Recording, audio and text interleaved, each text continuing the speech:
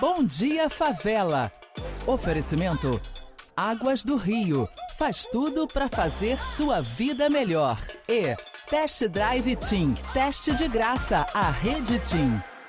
Bom dia, minha galera! Muito bom dia, favela! Tá no ar mais uma edição do nosso programa. E se prepara, porque nós separamos mais histórias incríveis pra vocês aí de casa. Estão preparados? Então vem comigo, porque eu sou Joyce Alves, sua companhia nas manhãs da Band.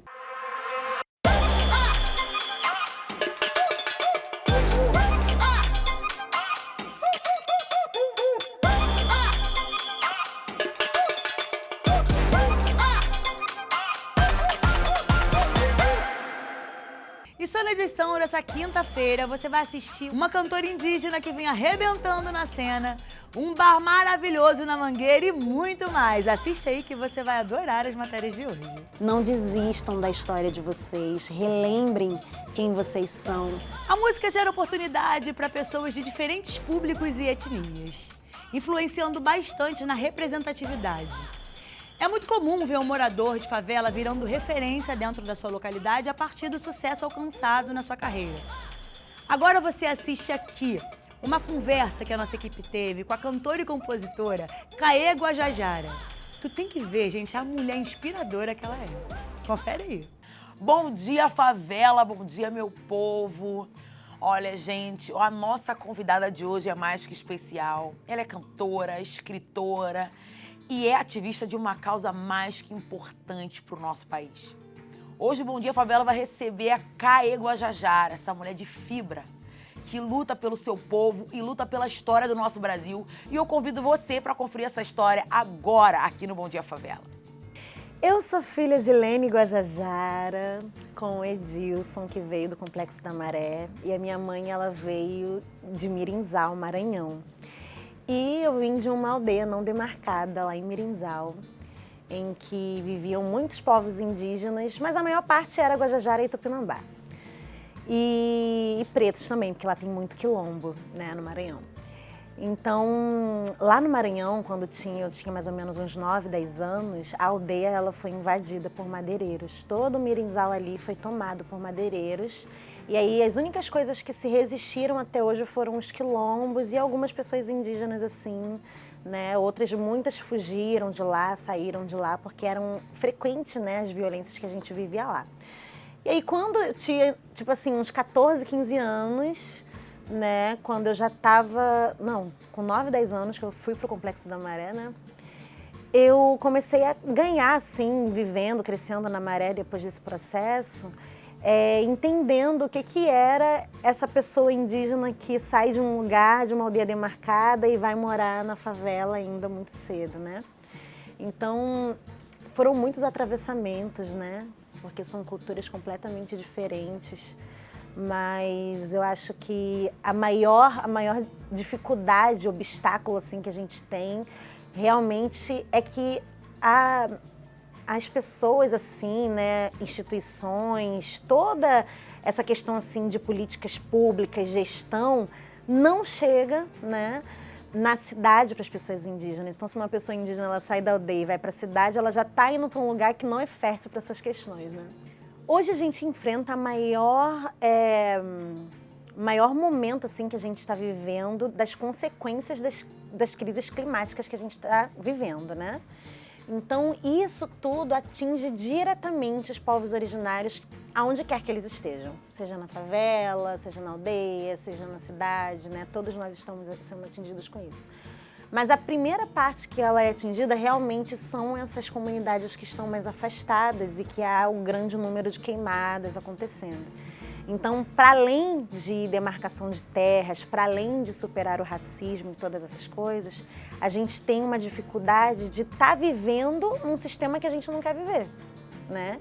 Então, imagina que esse território todo é indígena e aí como que estão esses indígenas hoje depois de 523 anos, né? Em que a gente continua sendo colonizado, a gente continua vivendo todas essas crises, né, que chamam de crises climáticas, mas nós sabemos que são consequências climáticas, né? Então, eu acho que o maior obstáculo mesmo é o Brasil reconhecer esses povos indígenas, né, como sobreviventes até hoje, não estamos mortos, como muita gente pensa, né? Então, as pessoas sempre olham e ficam, nossa, mas você existe mesmo? Por que você está vestido assim? Você da onde, né? Então, as pessoas estão muito mais acostumadas a achar que nós somos estrangeiros, né, na nossa própria terra, do que realmente, de fato, achar que a gente está resistindo até agora, né? Então, o maior obstáculo está sendo viver num sistema insustentável, né, que a gente fica o tempo inteiro assim sobrevivendo ao invés de viver.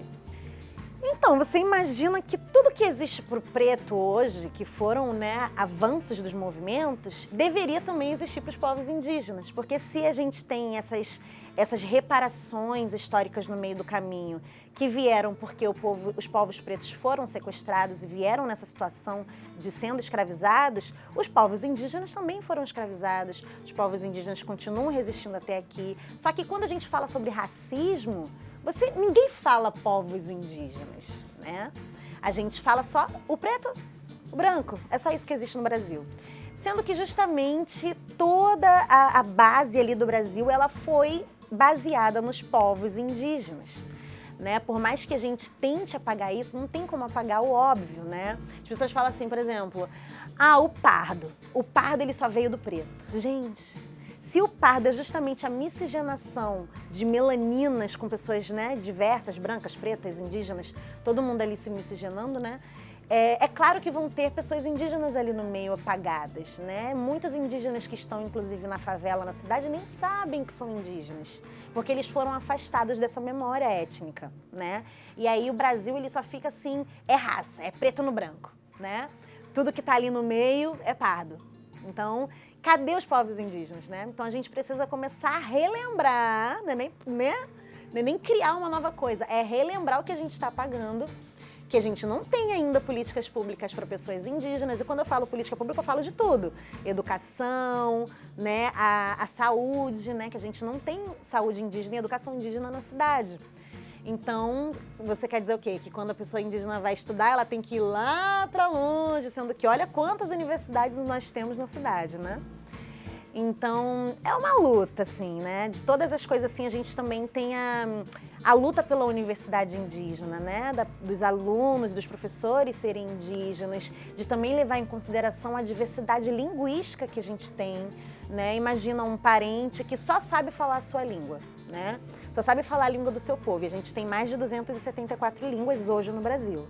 Então, para o indígena que ele só sabe falar a sua língua, ele não fala o português, como que ele se forma? Como que ele adentra essas políticas não falando português, entendeu? E aí a gente já tem que obrigar essa pessoa a estudar o português para conseguir ser alguém na vida, né? Como eles dizem. Então, dentre todas essas dificuldades, né? Claro que a demarcação de terras e todas essas coisas se sobressaem, né? Porque é a nossa principal luta ali, o direito pela terra. Mas o direito pela terra também está vinculado com todas essas lutas, que são essas políticas que não existem, que a gente precisa para ontem fazê-las existirem. Então, no início, eu não estava nem com esse pensamento de representar algo. Eu só pensei assim, caramba, não existe músicas falando sobre essas vivências. Então, o que aconteceu? Aí eu volto ao que eu ia falar antes, né? Com 14, 15 anos, foi quando eu comecei a participar de uma banda de rap dentro da Maré, que se chamava Crônicos. E aí, eu me incomodava porque todas as palavras de luta, todas as coisas que a gente fazia ali, era muito pro viés do preto. E aí eu ficava assim, caramba, quando for questão indígena, eu só vou ter que ficar falando pela natureza? É luta pela natureza, luta pelo não sei o quê. Claro que isso é a nossa né, principal ali luta, só que quando a gente fala, eles falavam sobre racismo, o preto tá morrendo, tá acontecendo essas coisas, eu sempre vinha, mas o indígena também. Não, mas o indígena, não sei o que dizer, mas o indígena... Então, eu cansei de ficar nessa coisa de mais, sabe, tentando me encaixar. Então eu pensei, eu vou precisar fazer isso sozinha, preciso criar músicas sozinha falando sobre essas narrativas que não existem. Então o que é uma pessoa indígena vivendo na favela? O que é uma pessoa indígena andando na cidade com tantas coisas que não foram feitas para nós? Então, e ainda no nosso território, né? Então eu comecei a pautar isso. Meu primeiro trabalho foi falando isso, foi falando sobre território ancestral, que todo o Brasil é indígena, foi falando que... Nossa, falei tanta coisa, gente. Mas eu falava muitas coisas assim que focavam no apagamento indígena, nos outros espaços que não era a aldeia. Então eu comecei a quebrar esse imaginário de que a gente só estava num lugar que colocaram a gente, né? Para falar, gente, se eu estou ainda no meu território, se o Brasil é terra indígena, então por que eu deixo de ser indígena se eu estou num determinado lugar, né? Porque o branco, o preto, eles não deixam de ser o que são, independente do lugar que são. Mas nós, as pessoas acreditam que a nossa identidade é transitória. É tipo assim, eu vou deixar de ser indígena em algum momento. Só que não. Nós justamente continuamos sendo e vamos morrer sendo. Tem como, gente, agora eu vou ser branca, tá? Entendeu? Vou me declarar aqui, sabe? É uma coisa assim que nos atravessa diretamente e a gente precisa existir dentro desse espaço. E sendo o nosso próprio espaço e não se encaixando em outros espaços, né? E esses espaços não foram feitos para nós, a gente tem que criar mesmo os nossos e enfiando cada vez mais parente indígena para criar as nossas coisas mesmo. Então, as pessoas não imaginam nem que a gente existe enquanto puramente indígena. Enquanto fala que é artista, fala, sei não, vai, canta alguma coisinha então. Sabe, há essa dúvida, essa coisa do tipo, será que você é mesmo? Será que você vai conseguir cantar uma música? Será que você é qualificado o suficiente para estar na televisão? Será que você vai conseguir sustentar uma conversa sendo filmada? Então, há essa subestimação do indígena, né? Se nós vamos ser o suficiente para algo. Então, a gente tem que, além de provar a nossa identidade, se é de verdade ou não, se nós somos uma fantasia ou não, nós ainda temos que se afirmar enquanto artista, né? Então, esse ponto de partida em que a gente já não existe é muito complicado, porque, por exemplo, eu tive algumas experiências onde eu já tive em alguns lugares reconhecidos e que as pessoas ficavam, nossa, por que você está aqui? Mas é o quê? Ah, você vai fazer alguma manifestação, né? Alguma fala? Eu não, vou fazer um show. Vou fazer um show, eu vou estar lá, vou me apresentar também. Nossa, sério? Entendeu? Então a gente sempre tá nesse lugar assim, um token, né? Tipo assim, um token é aquela coisa que só tá ali por tá, rapidinho, nada a ver o que tem, e depois mete o pé. Só que a gente realmente, originários dessa terra, a gente precisa realmente tá se afirmando e tá falando. Então, independente desses lugares estarem promovendo, às vezes de uma forma muito sutil, esses apagamentos, a maior dificuldade é a gente estar tendo que se reafirmar várias vezes e continuamente, não é só um dia. Mesmo você falando pra eles, sou mesmo, eles ficam te fazendo testes, sabe? Tá, então fala aí a sua língua. Tá, então fala aí alguma coisa do seu povo. Tá, então fala, sabe? Então a gente é ali o tempo todo. Enquanto isso não acontece com outros grupos, né? Então tem um motivo para isso acontecer só com pessoas indígenas aqui. E esse motivo ele tá completamente ligado ao roubo de terras. Porque a partir do momento que você tira a identidade de um indígena, você tira dele um direito que o Brasil não quer dar, entendeu? Para o Brasil é muito melhor não existir os povos originários e só existir as cidades e essas criações deles, do que de fato eles terem que ficar pensando e desembolsando dinheiro para a política pública de indígena que está resistindo ainda na cidade, que esse não era o plano deles, entendeu? Olha, para mim é muito gratificante, né, tá chegando nesse lugar. Mas é um lugar, assim, desconfortável e que muitas pessoas, né, pensam, nossa, eu queria estar nesse lugar, mas elas não imaginam a responsabilidade que é, né, coletiva, de estar sempre alinhada com o discurso que a gente está, né, querendo fazer, assim. São muitas as tentativas de corrupções, sabe? Porque a gente está aqui falando sobre um bem viver, sobre a luta de um bem viver, em que a gente quer o território, mas ele vivo, né? A gente coexistindo com a natureza e não explorando ela. Então, em muitos lugares que eu vou, as pessoas têm essa narrativa de explorar a natureza, né? Narrativas completamente contrárias à dos povos originários. Então, eu acho que é muito difícil estar nesses lugares com essas pessoas que têm pensamentos completamente diferentes e você tem que estar ali, muitas das vezes sozinha, tendo que lutar pelos seus e falar o que precisa ser falado. E é muita cobrança, né? Não somente de uma liderança indígena, mas de muitas lideranças indígenas que falam, olha, Caê, você precisa usar esse lugar aqui de visibilidade para falar essa demanda aqui. E aí, ó, pode ser o que for, se for um prêmio, se for alguma coisa, eu tenho uma missão de passar uma mensagem. Então, isso é muito difícil, porque às vezes eles falam, olha, você só tem 5 minutos para falar, olha, você só tem 2 minutos para falar. E aí a gente tem que fazer assim, limonadas com esses limões, entendeu? Para de fato a gente estar aproveitando um pouquinho mais, né, desses espaços. Então é isso, eu acho que esse lugar, assim, por mais que eu fique feliz, porque eu nunca vi, né, quando eu era pequena, eu não via pessoas assim que nem a mim nesses espaços. Mas hoje, vendo e sabendo que eu sou essa pessoa, né, como muitas das outras mulheres indígenas que também estão vivendo isso, né, eu acho que é isso, é muita responsabilidade, muito gratificante, não por mim, mas porque o que eu falo é coletivo, porque não é sobre eu, Caê, querendo aqui mudar o mundo, sabe? É sobre dar luz, jogar luz para uma coisa que está sendo apagada, entende? A minha mensagem que eu deixo nesse programa maravilhoso para você que está me escutando de longe, eu não sei como você é, quem você é, mas eu espero que se você tem raízes indígenas, se você sabe que você é indígena, mas você não sabe por onde começar a sua busca, começa por dentro da sua história, por dentro da sua família. A gente foi muito apagado, foram tantas coisas que aconteceram de ruim lá atrás e a gente precisa de uma vez por todas retomar essa autoestima.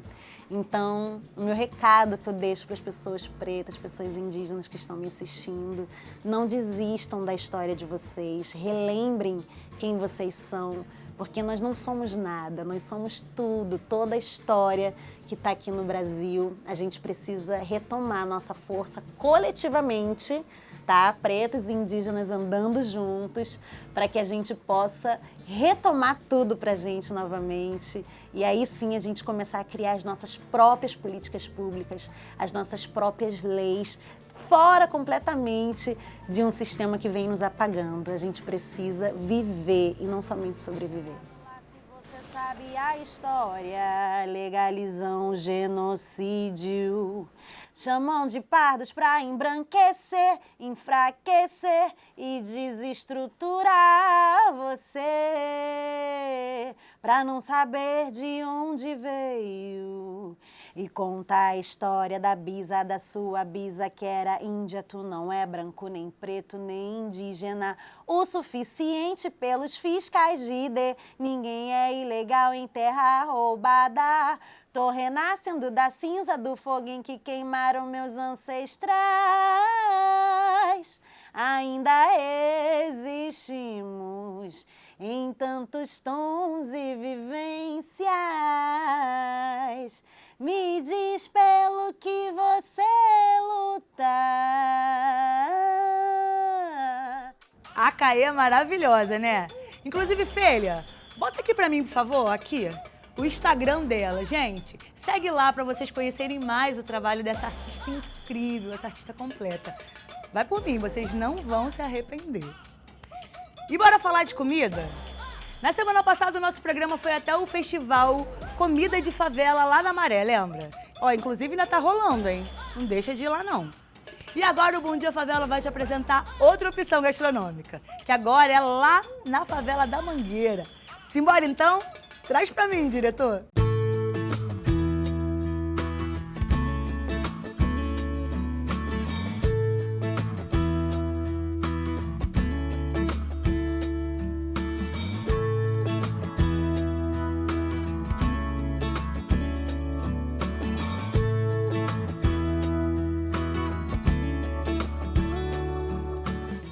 Oi, meu nome é Núbia, eu tenho 30 anos, sou nascida e criada aqui na Mangueira, sou casada, tenho 2 filhos. Eu já trabalhei em casa de família para ganhar R$200 por mês lá. Já fiz faxina em casa de 3 andares para ganhar R$25. Já trabalhei em lavoura, pegando café, R$7,50 um balaio desse tamanho, para a gente só conseguir pegar metade e ganhar R$3,50 para mim e para ele. o dia inteiro. E a gente foi vivendo a vida. Falei pra ele, não vou trabalhar mais. Não vou trabalhar mais para ninguém. Ah, você não vai trabalhar mais para ninguém, então vamos começar a fazer o que você quer. Então, o que você gosta de fazer? Comida. Então, vamos fazer o curso de culinária para você. Sendo que antes de fazer o curso, isso aqui já estava em obra. Isso aqui demorou 5 anos para ficar pronto. Vamos montar um restaurante? Vamos. Só que eu não vou dar conta de tudo, porque eu nunca cozinhei para muita gente. Então, vamos contratar alguém que fique na cozinha e você fica só administrando. Porque aí, com a pessoa na cozinha, eu ia ser uma escola para mim. Entendeu? Porque aí eu ia ter mais visão, ia conseguir pegar as coisas. Vamos inaugurar? Vamos. Aí foi a luta para inaugurar. Porque para inaugurar a gente não precisa só da estrutura. A gente tem que ter funcionário, tem que ter alimento, tem que ter abastecimento de bebida, tem que ter gente que a gente vai dar certo, que esteja com você. Eu tenho uma história de amor aqui com a comunidade desde 1997, quando eu comecei a frequentar aqui a comunidade da Mangueira. Eu não sou nascido e criado aqui, mas tenho um amor aqui surreal. E eu sou amigo há muitos anos do cunhado da Núbia. Eu até me emociono um pouco para falar essas coisas aqui da comunidade, porque a minha luta aqui na comunidade é essa, de ter pessoas como a Núbia que façam isso, entendeu? Porque aqui, eu falo aqui a comunidade, as pessoas têm direito a tudo. Têm direito a ter uma boa alimentação, ter uma comida de qualidade, ter um ambiente desse para sentar, para trazer sua família, para comer. E, cara, isso aqui para a comunidade é maravilhoso, é crescimento, as pessoas saberem que podem comer um salmão igual comem um salmão lá na rua, entendeu? O meu intuito de estar aqui é exatamente esse, é mostrar que as pessoas daqui podem comer tão bom ou tão quanto as pessoas comem lá do outro lado do túnel. E a gente inaugurou no dia 20 de outubro, ontem fez um mês que a gente inaugurou e a gente está aí, pedindo a Deus que tudo dê certo daqui para frente e eu acredito que vai dar. Tem enchido bastante, tem dia que não tem mais mesa para colocar. Núbia, eu quero mesa, gente, não tem.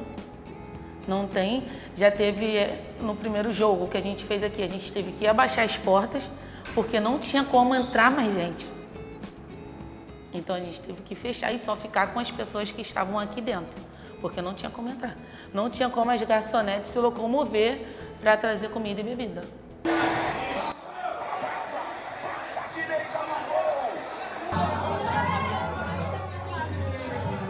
Gente, não perca a oportunidade. O Bar Gourmet Verde Rosa fica no alto da comunidade da Mangueira, na Rua do Cruzeiro, próximo à caixa d'água. Vem que aqui você vai poder sentar, comer com a sua família, com os seus filhos. O mototáxi para em frente. Você não precisa subir a pé, descer a pé. Vem conhecer, que aqui a gente só tem o melhor para oferecer para vocês.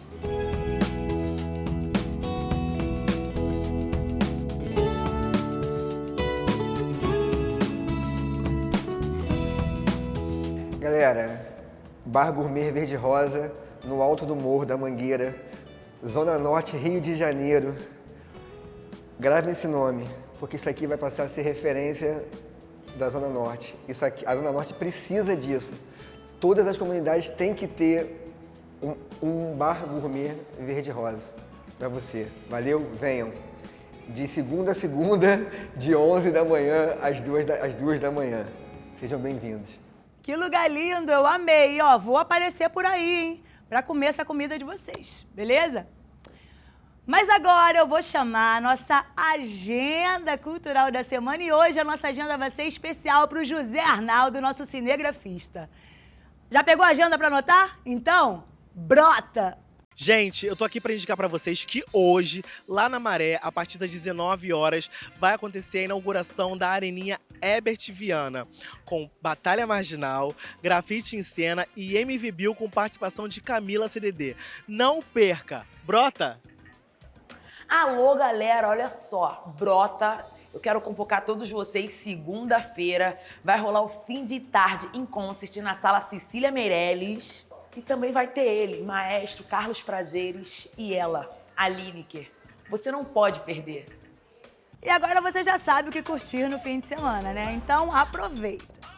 O nosso programa tá chegando ao fim, mas continua juntinho da gente lá no Instagram, @BomDiaFavelaTV, tudo junto. E se você tem aquela história, conhece aquela instituição que tem que aparecer aqui no nosso programa, manda lá no nosso WhatsApp 21 999 10 80 90. E se perdeu qualquer programa, vai lá na nossa playlist Bom Dia Favela no YouTube da TV Band Rio. É isso aí, meu povo. Eu espero vocês amanhã aqui na Band, às 8 da manhã. Um abraço apertado e beijo! Bom Dia Favela. Oferecimento Águas do Rio. Faz tudo para fazer sua vida melhor. E Test Drive Team. Teste de graça. A Rede Team.